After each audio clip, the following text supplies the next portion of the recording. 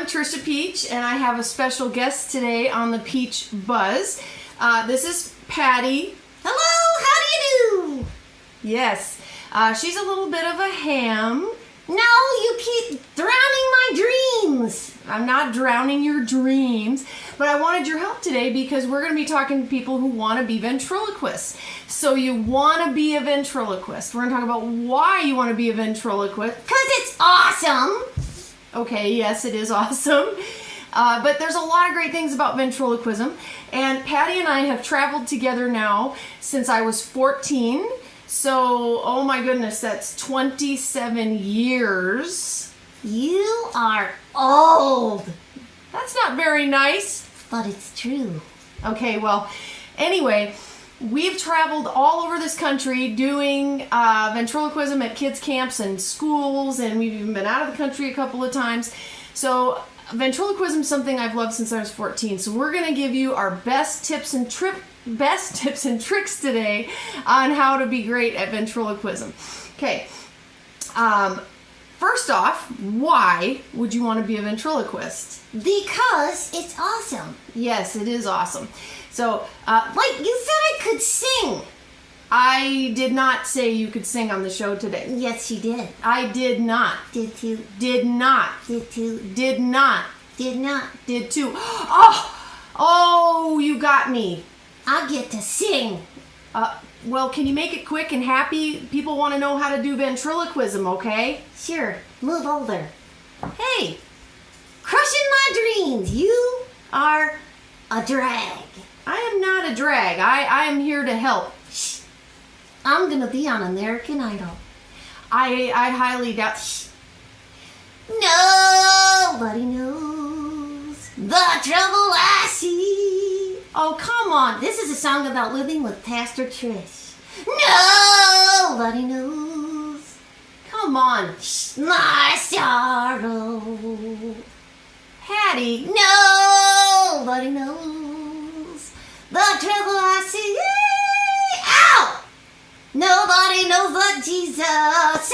Second verse, same as the first. Okay. I think they've had enough of that. I really do.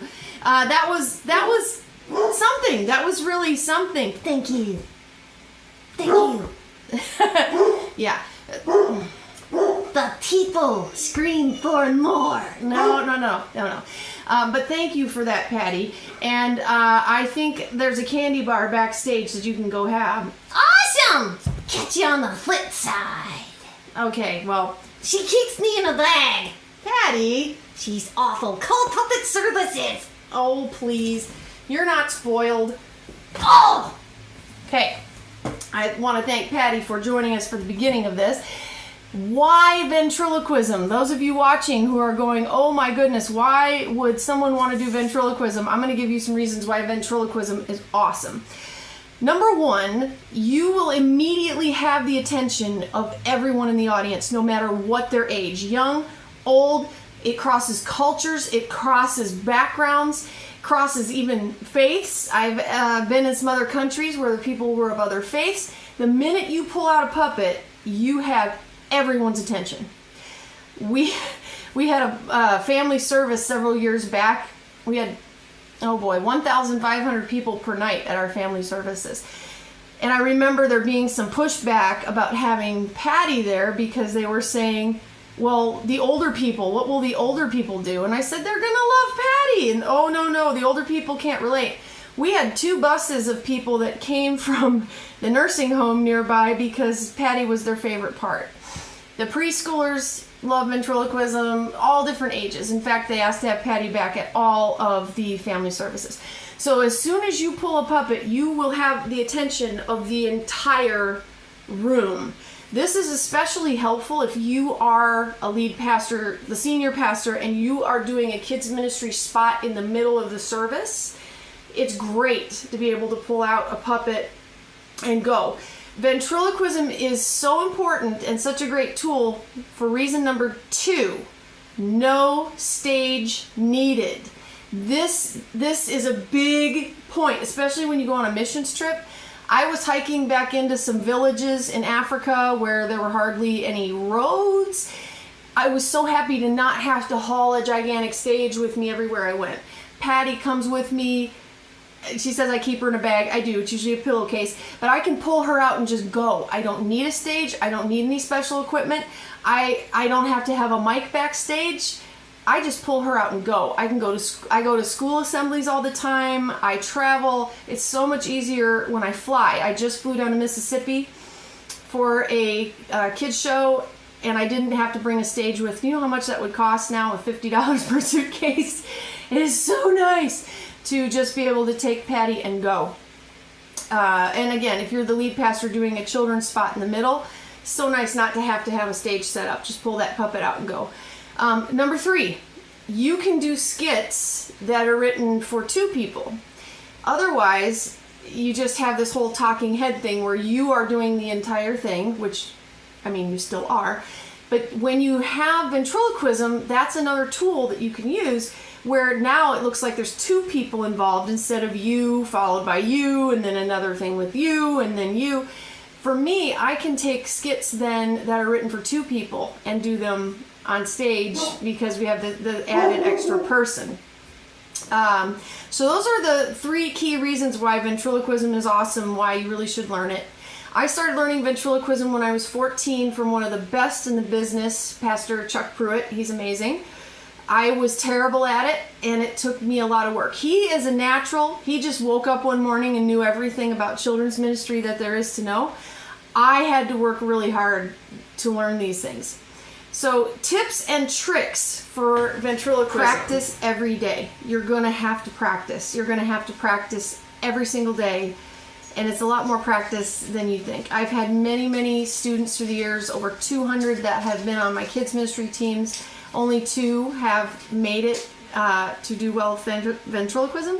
And I think that's because it's a whole lot of work. It's practice. And you're going to have to practice in front of a mirror, which is kind of awkward. I got some weird stares from my roommates in college. You're going to have to practice in front of a mirror a lot in order to get better and watch yourself. You're going to have to get over it.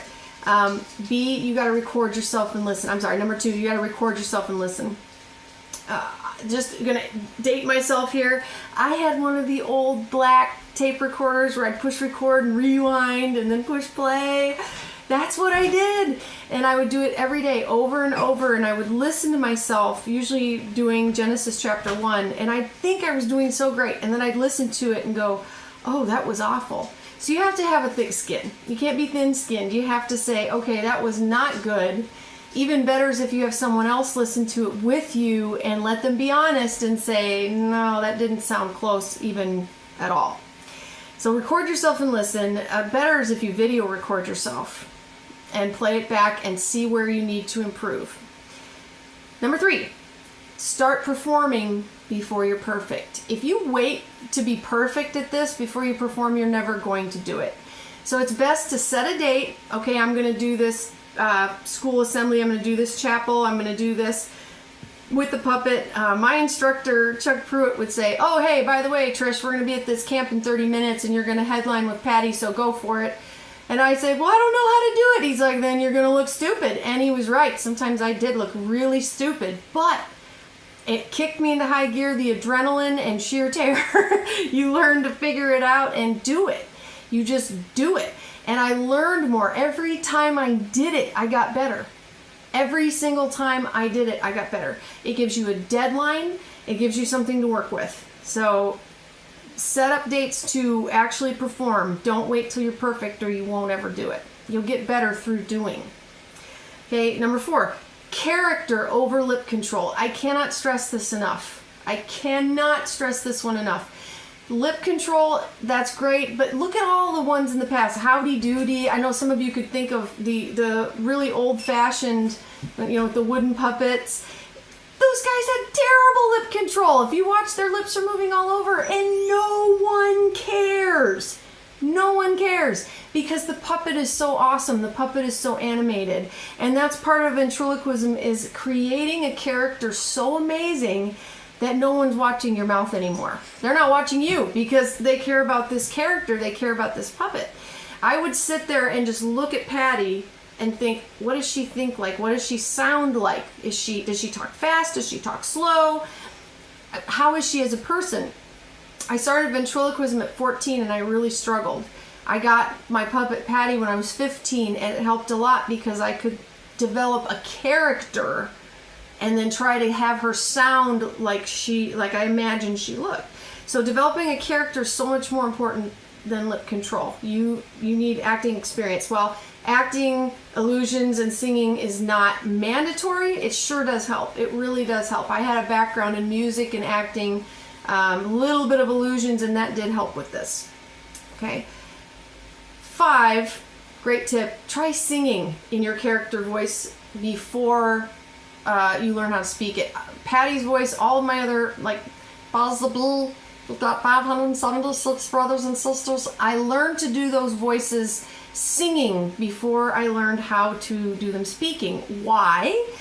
Well, in singing, if you have any kind of music background, you know that when you're singing, you emphasize the vowel and then you end with a quick consonant, you know. Come, let us behold him. You're supposed to emphasize the vowel, not the consonant on the end. And the part that's going to hang you up in ventriloquism with lip control is not the vowels. You can do all of the vowels without moving your lips. A-E-I-O-U, A-E-I-O-U, and sometimes lie. Okay, so you don't need to move your lips for the vowels. And most of the consonants are a breeze too. There's only 7, maybe 8 consonants that are going to hang you up, but they're pretty tough. And we're going to get to that in a minute. So if you sing the song, sing a song in that puppet voice, sometimes it's a lot easier to learn ventriloquism. At least it was for me. For me, I learned through singing in that puppet's voice first before I could speak it. Now on to what you've been waiting for, lip control. Lip control. This is what everyone asks me about. This is the question I get the most. They'll say, yeah. Just tell me how to do throwing your voice. Just tell me how to throw your voice. Tell me how to do lip control. Well, here's the thing. There's no such thing as throwing your voice. It's illusion. All of ventriloquism is illusion. You're creating the illusion that this person is here with you and this person has this great personality, and there's a way to do it that will make the audience think that you're creating these certain sounds. So number 1, there's no such thing as throwing your voice. You're creating an illusion that the voice is coming from the puppet. 2, this will depress you a little bit. Some sounds absolutely cannot be made without moving your lips. And before you despair, I'm going to give you some tips on that. Like I said, vowels, piece of cake. Most consonants, no problem. The consonants that are going to give you trouble, come on in, I'm going to tell you what they are. They are B, F, M, P, V, W, Y, and sometimes Q. Some people have some trouble with Q. Okay? Let me show you with the alphabet. Watch which ones my lips have to be used on. A, B, C, D, E, F, G, H, I, J, K, L, M, N, O, P, Q, Q, R, S, T, U, V, W, X, Y, and Z.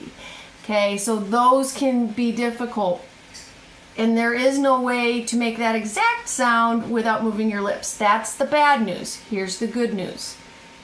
You learn how to create an illusion. You're doing a sound that sounds close enough, and the human brain will fill it in. And you'll say, well, I've heard ventriloquists doing B and F and P. No, you haven't. You've heard them do one that's so similar that your brain filled it in, and you thought, you'll swear, oh yeah, I heard him say it. No, you didn't, but it was close enough where your brain thought you did. It's like, have you seen those things where they put a few words there, they take all the vowels out and people will still be able to read it?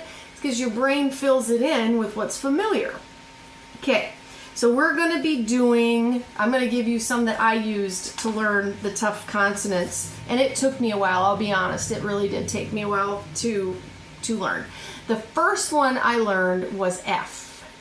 Okay, the F in firefighter, there is no way to make that F without moving your lips. So what most ventriloquists do is they substitute a TH sound, and it sounds similar enough. Okay, try this with me. Firefighter. Firefighter. Firefighter. He was the first father in his family to be a firefighter. Okay, I'm using a TH sound, not an F. Now you know. Now you'll hear it because you know the trick to it, but that's how it works. I remember, I think the second one I learned was W. The water was, he was lading in the water. I pull it back into my mouth a bit. Lading in the water. Okay. The Y, like in yellow, I do Yellow. You yourself. Yes. I'm pulling my tongue back in, pulling air in to make as close as I can to that Y sound. The ones I struggled with the most would be B and P. I was ready to give up over B. That was so difficult. It's like a D, but further back on the roof of my mouth. It's hard to describe, but I practiced with rubber baby buggy bumpers. Okay, try this with me, rubber baby buggy bumpers. Ruther they dee duggy dumpers. Ruther they dee duggy dumpers. Ruther they dee duggy dumpers. So it can be done, but it's with kind of a modified D to do it. P was very difficult. That's kind of a TC sound. Peter Piper picked a peck of pickled peppers. Peter Piper ticked a peck of pickled peppers. Perfectly! Yes, I practiced with the Genesis chapter 1, and I don't recommend you do that because it has so many hard words in there. The firmament above the sky, and the sky below the firmament. I mean, it was a lot of work. It was rough. So you're going to have to find modifications that work for those few consonants. See, M for me was a modified N. So N is right up against my teeth, and M is pulled back just slightly. N.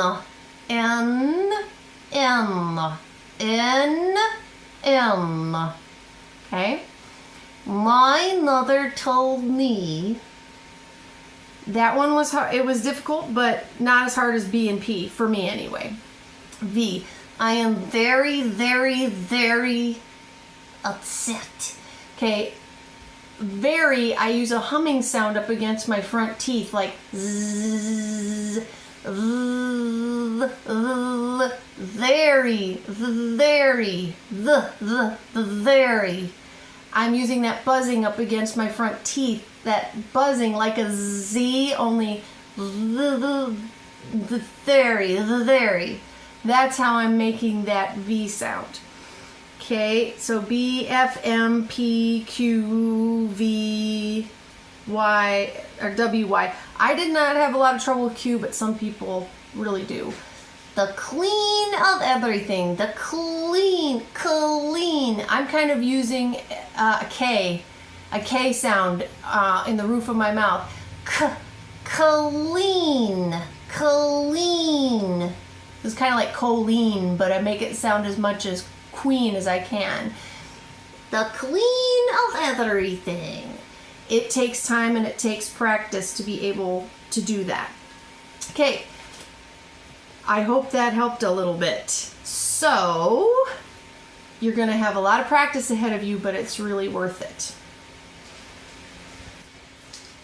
And that was it.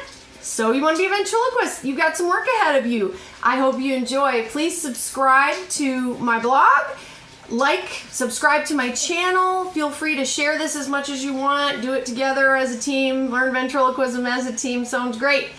And I will see you soon on the Peach Buzz. Please let me know in the comments below what you would like me to show you next on our how-to series. Puppetry, drama, putting together a kids worship service, because I'm going to be doing a few of these and I would love your comments to know which one to do next. All right, thank you for all that you do working with kids. God bless and have a fantastic week. See you next week on the Peach Buzz.